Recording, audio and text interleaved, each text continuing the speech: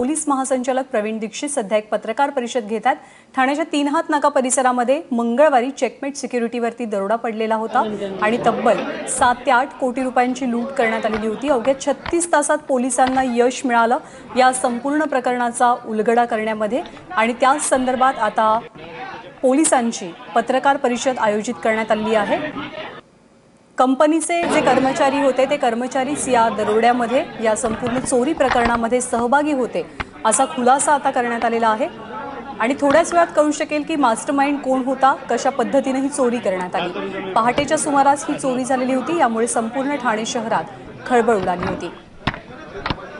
Police महासंचालक स्वतः या सगळ्या संदर्भात पत्रकार परिषद घेतात, कारण जी रक्कम चोरण्यात आलेली होती ती रक्कम खूप मोठी होती। अंदाजे 7 ते 8 कोटी रुपयांची रक्कम लुटून देण्यात आली होती।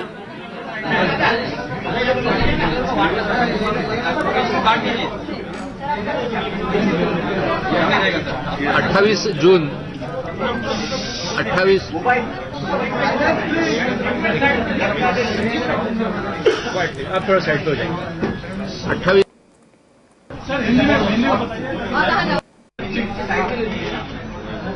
28 जून 2016 रोजी रात्री 3:15 सुमारास वागळे इस्टेट पोलीस ठाण्याच्या हद्दीतील मेंटल हॉस्पिटल समोरील हिरादीप बिल्डिंगच्या तळघरामध्ये असलेल्या चेकमेट सर्व्हिसेस प्रायव्हेट लिमिटेड या आर्थिक व्यवहाराची देवाणघेवाण करणाऱ्या कंपनीमध्ये 7 अनोळखी इस्मांनी तेथील सुरक्षा रक्षकांना रिव्हॉल्व्हर, चाकू, चॉपर या हत्यारांचा धाक दाखवत तळघरामध्ये प्रवेश केला व तिथे असलेल्या कामगारांना बाहेर जायला मज्जाव करून तेथील जवळजवळ 9 कोटी 16 लाख रुपये रोख तसेच तिथल्या कामगारांचे मोबाईल फोन, सीसीटीव्हीचे डीव्हीआर मशीन, सुरक्षा रक्षकांकडील जिवंत काडतूस असे 9 कोटी 16 लाख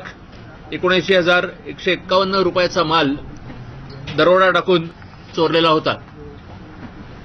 या प्रकरणी ठाण्याचे पोलीस आयुक्त परमबीर सिंग, त्यांचे सहकारी गुन्हे शाखेचे डीसीपी श्री मणेरे आणि अन्य अधिकारी यांनी अत्यंत उत्कृष्ट कामगिरी करत तातडीने पावलं उचलली आणि त्यातील जे महत्त्वाचे आरोपी होते त्या आरोपींना निष्पन्न करून त्यांच्याकडून आज आपल्या समोर असलेले हे जवळजवळ त्यातले 3 कोटी 12 लाख रुपये हे रिकव्हर केलेले आहेत। यासंबंधी मी आता पोलीस आयुक्त परमबीर सिंग यांचं अभिनंदन करतो आणि त्यांना याबद्दलची सविस्तर माहिती आपल्याला द्यायला सांगतो। ये जो गुना 28 तारीख को हुआ था, डकैती हुई थी और करीब 9 करोड़ 16 लाख रुपए का कैश चुराया गया था दरोड़ा डालकर वागले स्टेट पुलिस स्टेशन की हद में से। वो डकैती हम डिटेक्ट करने में सफल हुए हैं। अब तक 6 आरोपी अरेस्ट किए जा चुके हैं। इसमें से 4 ऐसे आरोपी हैं जिन्होंने एक्चुअली गुने में भाग लिया था, डकैती में हिस्सा लिया था, स्पॉट पर मौजूद थे। और एक फॉर्मर एम्प्लॉय आकाश चौहान एलियस चिंदिया नाम का फॉर्मर एम्प्लॉय को हमने अरेस्ट किया है और एक प्रेजेंट एम्प्लॉय अमोल कारले नाम के व्यक्ति को अरेस्ट किया है। अमोल कारले को इस कंपनी चेकमेट कंपनी में नौकरी लगवाने का काम आकाश चौहान ने किया था। आकाश चौहान ने यह कंपनी फरवरी 2016 में छोड़ दी थी, लेकिन उसके बाद अपने एक साथी अमोल कारले को उसे नौकरी पर लगवाया था। और मेन कॉन्स्पिरेटर एक उमेश वाघ नाम का व्यक्ति जिसको भी हमने अरेस्ट किया है। चिंदिया एलियस आकाश चौहान और उमेश वाघ ने मिलकर ये पूरा कॉन्स्पिरेसी की, कुछ और लोगों का साथ लिया। इसमें जो यूज की गई 3 गाड़ियां थी, एक जाइलो और 2 इको गाड़ियां, तीनों गाड़ियां हमने जब्त कर ली हैं। अभी तक 3 करोड़ और 12 लाख कैश हमने रिकवर कर लिया है। हमारी इस समय भी 8 टीमें महाराष्ट्र में और बाकी राज्यों में बाहर फैली हुई हैं। जल्दी और सफलता मिलेगी, बाकी आरोपी पकड़े जाएंगे। दूसरे स्टेट में भी कुछ आरोपियों के जाने के हमें खबर है, उनके पीछे हमारी टीमें लगी हुई हैं। और पूरा ये जो काम था ये हमारे डीजी साहब के मार्गदर्शन में हुआ और इसमें मेन रोल हमारे डीसीपी क्राइम पराग मेनेरे और उनकी टीम, खासतौर से एंटी एक्सटॉर्शन सेल के सीनियर इंस्पेक्टर निवृत्ति कदम और उनकी टीम ने बहुत अच्छा काम किया है। और 24 घंटे के अंदर ही सुराग मिल गए थे हमको। बहुत अच्छा इन्वेस्टिगेशन हुआ है। इसमें टेक्निकल इनपुट्स और जो हमारे ह्यूमन इंटेलिजेंस की मदद से बहुत अच्छे ऑपरेशन लॉन्च किए। क्राइम ब्रांच की सारी यूनिट्स ने कोऑर्डिनेशन के साथ काम किया और ये बड़ी सफलता हमको मिली है। जो एक चैलेंज था हमारे सामने, वो चैलेंज पर हम खरे उतरे हैं।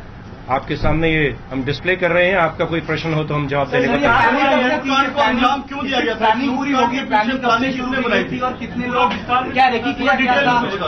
गिरफ्तारी किस तरीके से हुई है, कहां से की? पहले एक सवाल, पूरी प्लानिंग किस तरीके से, कौन मास्टरमाइंड?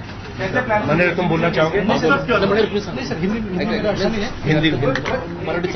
इनकी प्लानिंग करीब 2 महीने पहले शुरू हुई थी और जैसा मैंने आपको बताया कि ये आकाश चौहान एलियस चिंध्या और उमेश वाघ, इन्होंने मिलकर पूरा प्लान किया था। पूरे बाकी गुनहगारों को इकट्ठा करने का प्लान, वो जवाबदारी उमेश वाघ की थी।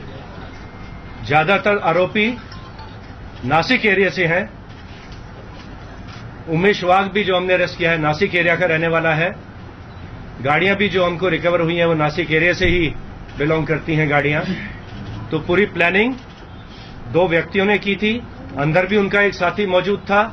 पूरी जानकारी देने वाला यही चिंध्या नाम का व्यक्ति था। कहां पे सिक्योरिटी गार्ड होता है, कितने लोग काम करते हैं, कौन से दिन ज्यादा कैश आता है। ये कंपनी को ज्यादा कैश मंडे को प्राप्त होता है क्योंकि सैटरडे और संडे को बैंक क्लोज होते हैं। तो 3 दिन का कैश इकट्ठा हो जाता है मंडे की रात को। उस दिन कैश काफी ज्यादा था और जितना कैश वो बैरल्स में भरकर ले जा सके थे, 9 करोड़ 16 लाख कैश उतना उठाकर ले गए थे। उसके लिए तैयारी से बड़ी गाड़ियां लेकर आए थे। और 25 करोड़ रुपए कैश था, ऐसा सुनने में आया। उस दिन कंपनी में 25 से 30 करोड़ कैश था, लेकिन जितना वो भरकर ले जा सके उस समय 9 करोड़ 16 लाख उतना वो ले गए थे। बाकी कैश पूरा कंपनी में रह गया था क्योंकि उनके पास कैरी करने की उस समय फैसिलिटी ज्यादा नहीं थी, गाड़ी नहीं थी जो इतना ज्यादा कैश ले जा सके। सर, इस पूरे मामले में क्लू कहां से मिले? 24 घंटे का मामला सुलझाने का दावा करें, कैसे आप लोग पहुंचे एक्यूज तक? क्लू हमको इसमें टेक्निकल इंटेलिजेंस के थ्रू और ह्यूमन इंटेलिजेंस के थ्रू हमको क्लू प्राप्त हुए। कुछ ऑपरेशंस हमारे कुछ अपने सोर्सेज के थ्रू भी हमको जानकारी प्राप्त हुई। और सबसे पहला, जैसे मैंने आपको बताया, जो व्यक्ति अरेस्ट हुआ था वो हमें ह्यूमन इंटेलिजेंस के थ्रू हमें व्यक्ति मिला था। फिर हमने टेक्निकल इंटेलिजेंस के थ्रू आगे हमने वेरीफाई किया, उसके साथियों का पता लगा। अब उनके पीछे हमारी टीमें लगी हुई हैं और मुझे विश्वास है कि अगले 24 घंटे के अंदर हमको और इसमें कुछ सफलताएं मिलेंगी। सर, इस पूरे मामले में वजह क्या होता है? एक्यूज ने किस वजह से क्यों रॉबरी का प्लान किया गया था? मकसद क्या था? मकसद तो फाइनेंशियल गेन के लिए रॉबरी की गई है। फाइनेंशियल गेन ही इसके पीछे था। सर, कंपनी की चीज सामने आ रही है, कंपनी की तरफ से लापरवाही क्या इस पूरे घटना इसमें अवश्य कंपनी की तरफ से लापरवाही हुई। ना उन्होंने कुछ पुलिस को इन्फॉर्मेशन दी थी कि इतना बड़ा कैश कलेक्शन सेंटर इस एरिया में काम करता है। जिस प्रकार के सिक्योरिटी मेजर्स वहां पे लिए गए थे बहुत ही इनएडिक्वेट थे, ऑलमोस्ट नेग्लिजिबल थे। कंपनी के मालिक लोग हमारे पास आए थे, उन्होंने एडमिट किया उनसे बहुत बड़ी गलती हुई है। करेक्शन तो वो खैर करेंगे ही, लेकिन पुलिस को इन्फॉर्मेशन ना देना, और ऐसी अगर पुलिस को इन्फॉर्मेशन मिलती है तो हम उनको ब्रीफ भी करते हैं। पुलिस का स्टाफ रेगुलर चेकिंग भी करता है।